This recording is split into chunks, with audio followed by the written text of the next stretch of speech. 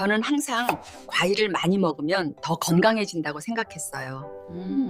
의사들도 과일은 좋다고 하잖아요. 그런데 요즘은요, 자꾸 피곤하고 손발이 조금씩 붓는 것 같아요. 먹는 건 늘 똑같은데요. 60세가 지나면 신장은 예전처럼 버티지 못합니다. 음. 과일도요, 잘못 먹으면 신장을 빠르게 약하게 만들 수 있어요. 하지만요, 과일을 제대로 고르고 먹는 시간만 바꿔둘 신장은 아직 충분히 보호할 수 있습니다. 뜨겁고 습한 여름날, 냉장고 문을 열었을 때 가장 먼저 눈에 들어오는 것이 무엇입니까? 대부분은 달콤하고 시원한 과일일 것입니다. 특히 수박이나 멜론, 포도 같은 과일을 보면 이건 물도 많고 몸에 좋으니까 신장에도 좋겠지 하고 자연스럽게 생각하십니다. 실제로 진료실에서 수십 년 동안 어르신들을 만나보면 선생님, 저는 밥은 줄이고 과일을 많이 먹었습니다 라고 말씀하시는 분들이 정말 많습니다. 그 말 속에는 건강을 지키고 싶었던 진심이 담겨 있지요. 하지만 오늘은 그 믿음이 왜 위험해질 수 있는지, 그리고 왜 60세 이후에는 같은 과일이 전혀 다른 결과를 만들 수 있는지 차분히 말씀드리려 합니다. 신장은 말이 없는 장기입니다. 아프다고 소리를 지르지 않고 고장나도 오래 참고 일합니다. 젊을 때는 밤새 수박 한 통을 먹어도 큰 문제가 없었을지 모릅니다. 하지만 나이가 들면 이야기가 달라집니다. 신장은 우리 몸의 물과 전해질을 조절하는 정수기 같은 역할을 합니다. 새 필터일 때는 많은 양의 물도 잘 걸러내지만 수십 년을 쉬지 않고 사용한 필터는 점점 막히고 탄력이 떨어집니다. 실제로 60세 이후에는 신장이 소변을 농축하거나 희석하는 능력이 눈에 띄게 감소합니다. 겉으로는 멀쩡해 보여도 처리 속도는 확실히 느려집니다. 이런 상태에서 수분이 90% 이상인 과일을 한 번에 많이 먹으면 어떤 일이 생길까요? 몸속으로 갑자기 거대한 물의 파도가 밀려옵니다. 신장은 그 물을 제때 처리하지 못하고 결국 남은 수분은 몸 여기저기에 쌓이기 시작합니다. 처음에는 발목이 조금 붓고 얼굴이 무거워지는 정도로 시작합니다. 하지만 시간이 지나면 숨이 차고 밤에 누우면 가슴이 답답해지는 순간이 옵니다. 이것이 바로 신장이 감당하지 못한 수분이 폐와 심장 주변으로 몰렸을 때 나타나는 신호입니다.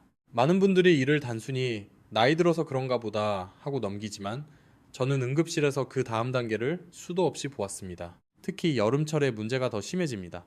더우니까 시원한 과일을 더 찾게 되고 갈증을 물 대신 과일로 해결하려 합니다. 수박 한 접시, 멜론 몇 조각이 하루의 물 섭취를 대신한다고 믿으시는 분들도 많습니다.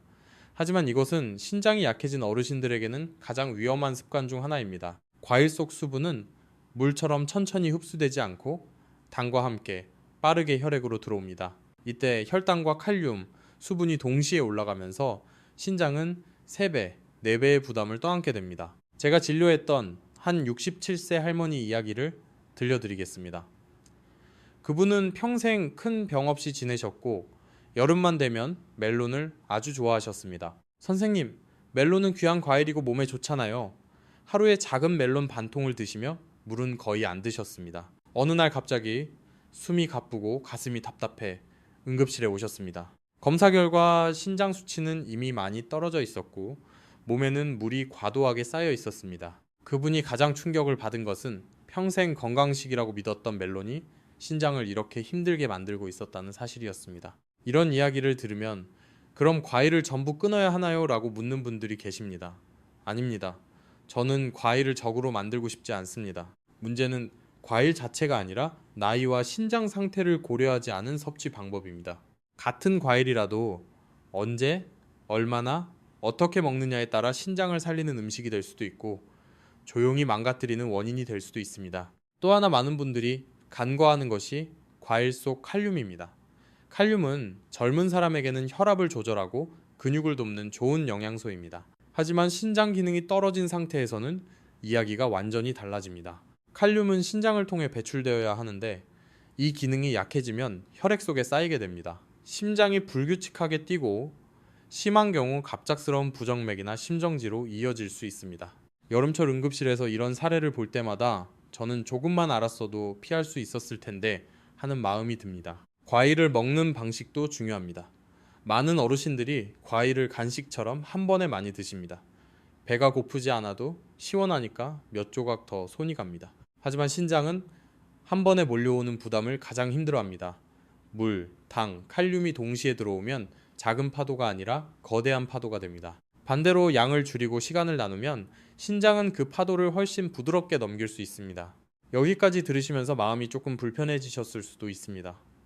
나는 지금까지 뭘 잘못 먹고 있었던 걸까 하는 생각이 드셨을지도 모릅니다. 하지만 아직 늦지 않았습니다. 신장은 완전히 망가지기 전까지는 작은 배려에도 바로 반응하는 장기입니다. 제가 수십 년 동안 환자들을 보며 확신하게 된 사실입니다. 오늘부터라도 습관을 조금만 바꾸면 신장은 다시 숨을 돌릴 수 있습니다. 지금부터는 많은 분들이 가장 궁금해하시는 부분, 즉 어떤 과일이 특히 신장을 힘들게 하는지, 그리고 반대로 신장에 비교적 부담이 적은 과일은 무엇인지 차분히 하나씩 짚어보겠습니다.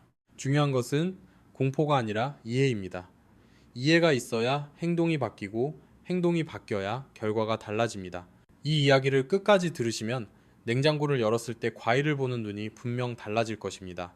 이제 본격적으로 많은 어르신들의 신장을 조용히 힘들게 만드는 과일들에 대해 말씀드리겠습니다.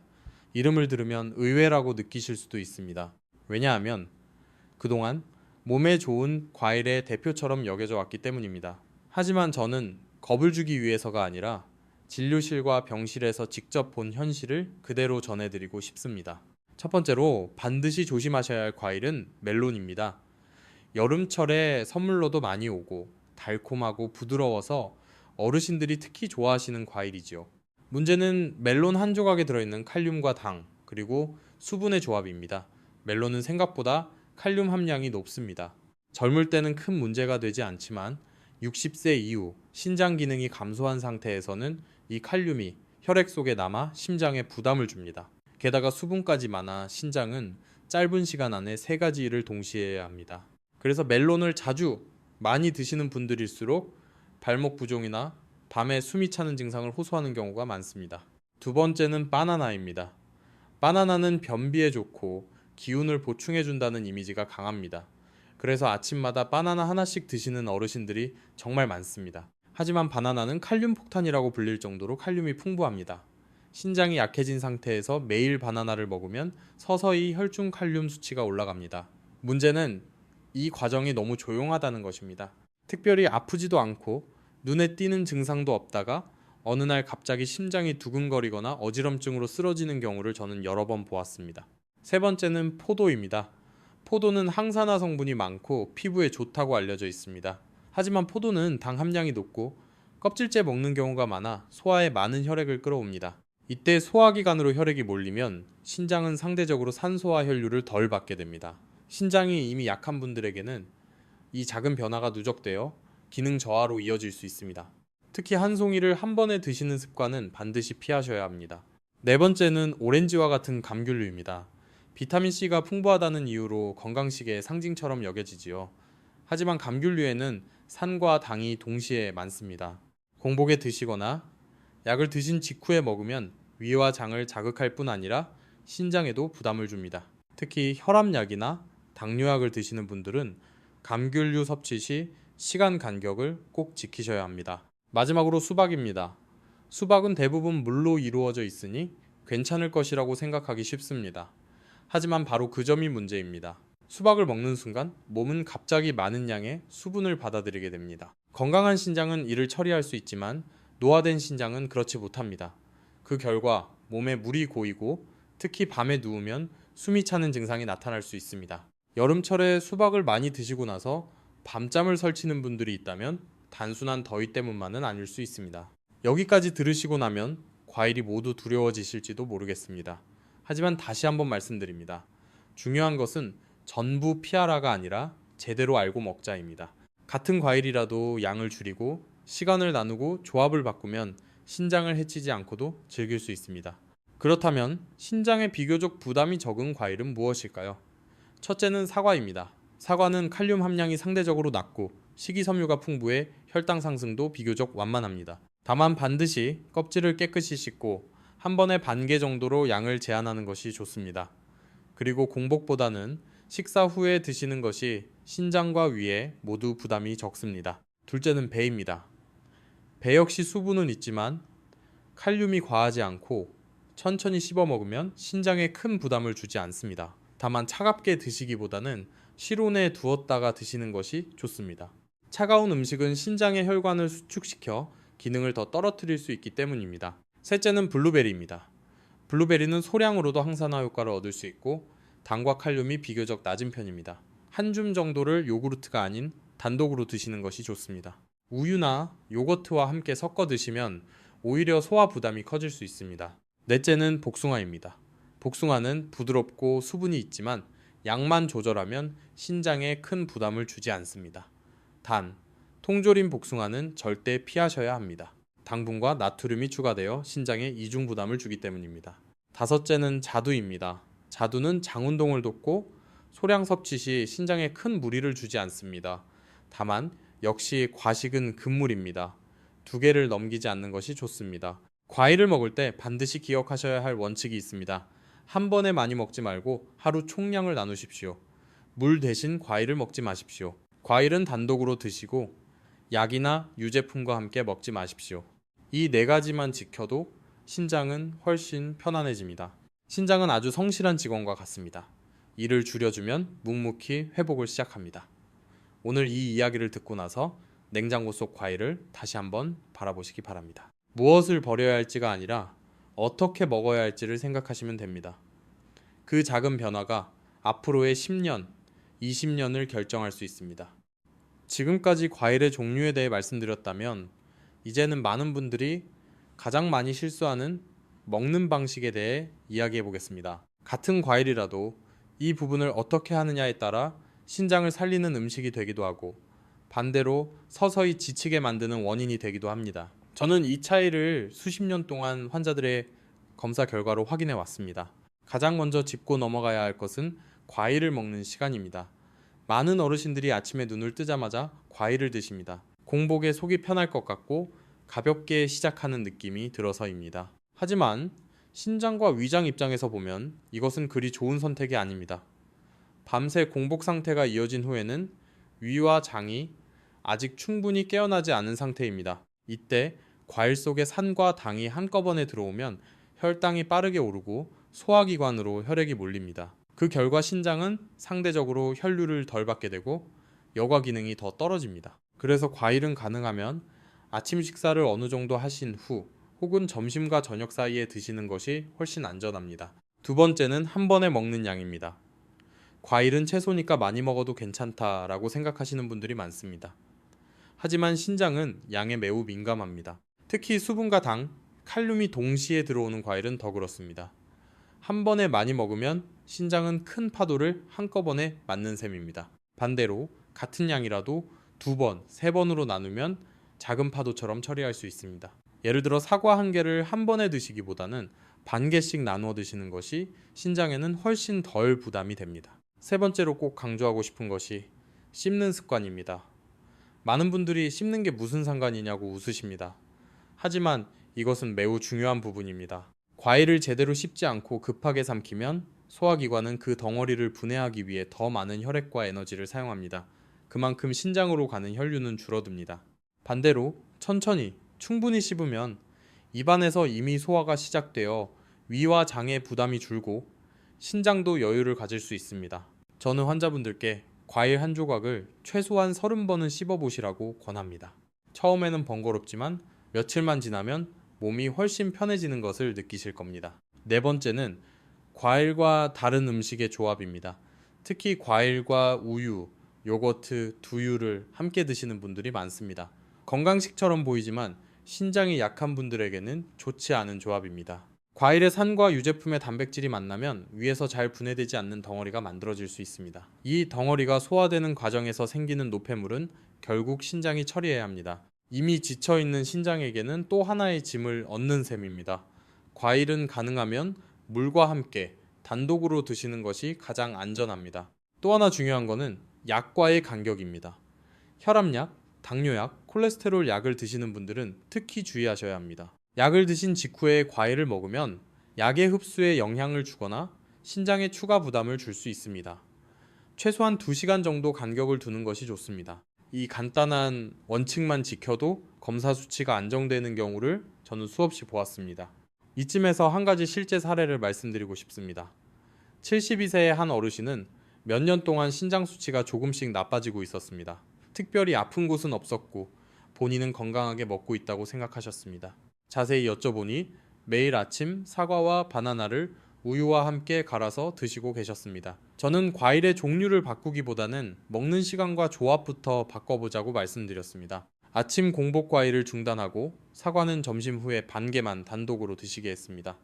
바나나는 일주일에 한두 번으로 줄였습니다. 석 달 뒤 검사에서 신장 수치는 더 이상 떨어지지 않았고 어르신은 밤에 소변을 보는 횟수도 줄었다고 하셨습니다. 약을 바꾼 것도 아니고 큰 치료를 한 것도 아니었습니다. 습관만 바꿨을 뿐입니다. 신장은 이렇게 작은 변화에 솔직하게 반응합니다. 문제는 많은 분들이 이 정도쯤이야 하고 넘기는 사소한 습관이 쌓인다는 것입니다. 과일은 하루 이틀 먹고 끝나는 음식이 아닙니다. 매일 반복되는 선택이기 때문에 그 영향도 서서히 그러나 분명하게 나타납니다. 이제 다음으로는 많은 분들이 가장 궁금해하시는 부분, 즉 그럼 하루에 과일을 얼마나 먹는 게 안전한가? 완전히 끊어야 하는 시점은 언제인가에 대해 말씀드리겠습니다. 그리고 신장이 보내는 경고 신호를 어떻게 알아차려야 하는지도 함께 짚어보겠습니다. 이 신호를 놓치지 않는 것이 앞으로의 삶의 질을 지키는데 아주 중요합니다.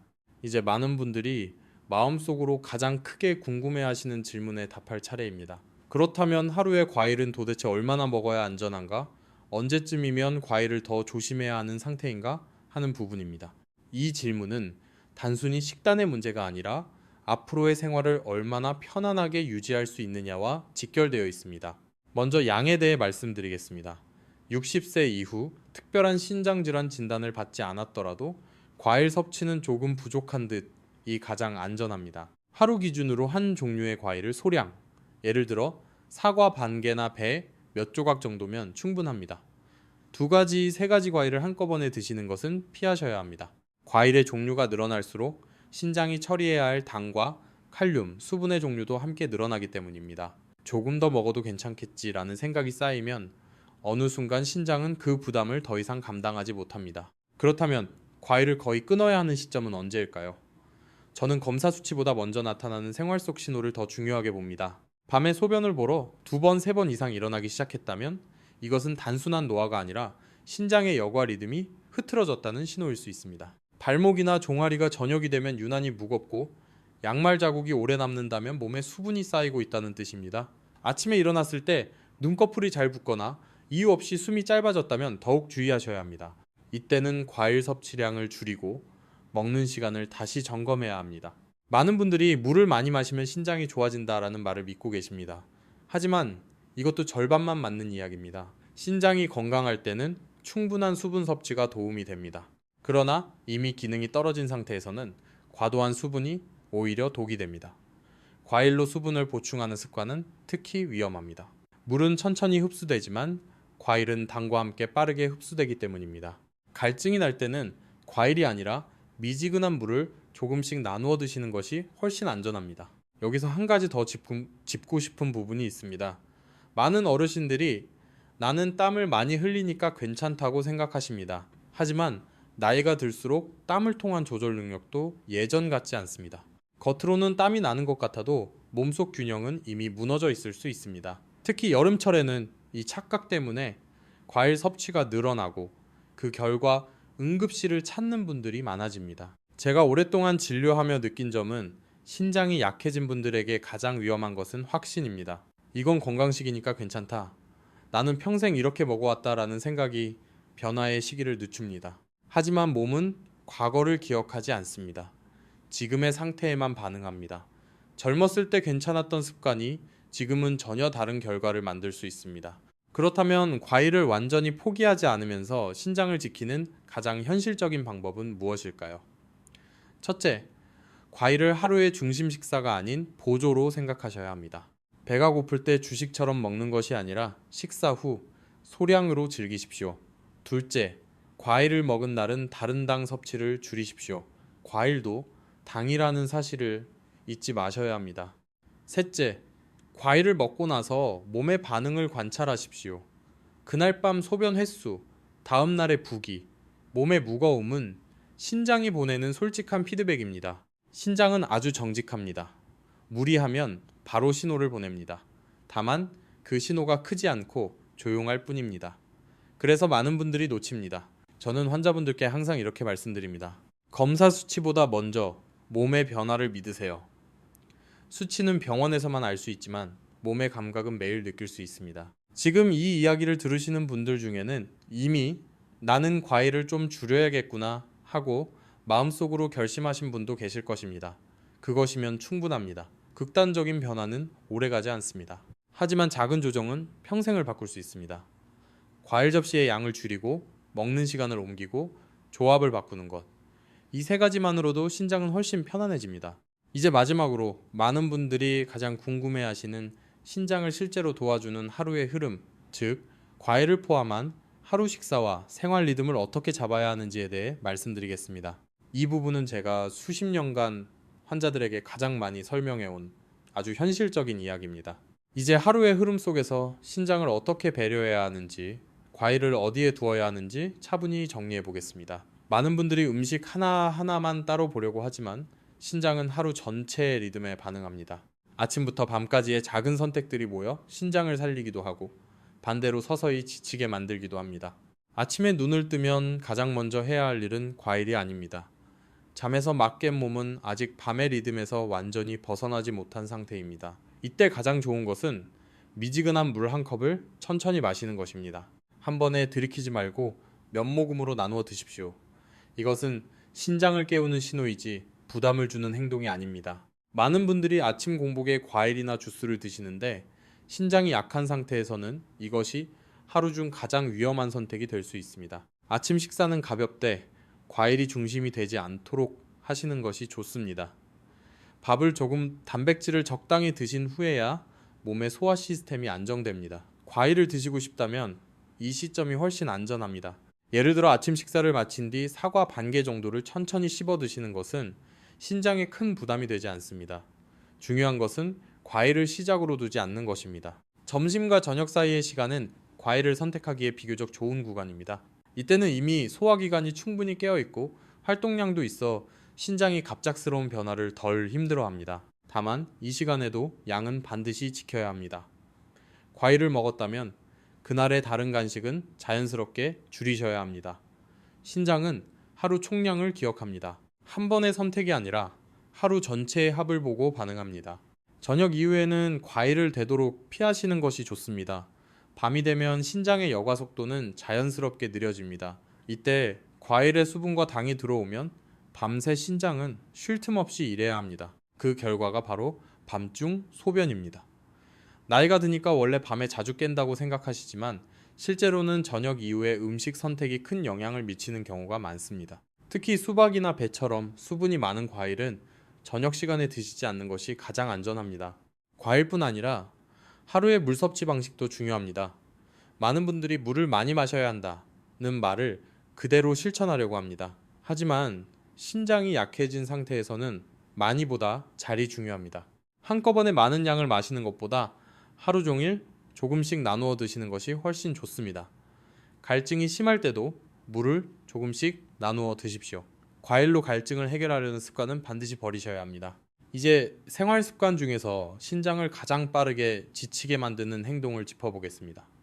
첫 번째는 차가운 음식과 음료입니다. 차가운 것은 순간적으로 시원함을 주지만 신장의 혈관을 수축시킵니다.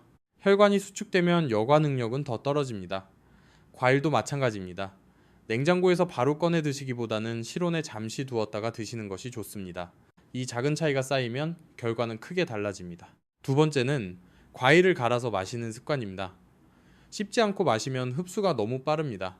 당과 수분이 순식간에 혈액으로 들어오면서 신장은 갑작스러운 부담을 받습니다. 특히 믹서기에 갈아 만든 과일 주스는 신장에게는 거의 시험과도 같습니다. 저는 신장이 약한 분들께 과일 주스를 권하지 않습니다. 같은 과일이라도 반드시 씹어서 드시는 것이 훨씬 안전합니다.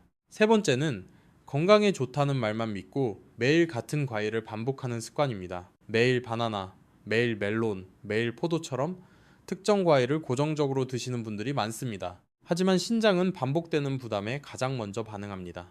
과일을 드신다면 종류를 단순하게 유지하고 빈도를 조절하는 것이 중요합니다. 일주일에 몇 번 소량으로 충분합니다. 제가 진료실에서 자주 드리는 말씀이 있습니다. 신장은 쉬는 날이 필요합니다. 매일 과일을 먹지 않아도 됩니다. 하루 이틀 쉬어주는 것만으로도 신장은 숨을 돌립니다.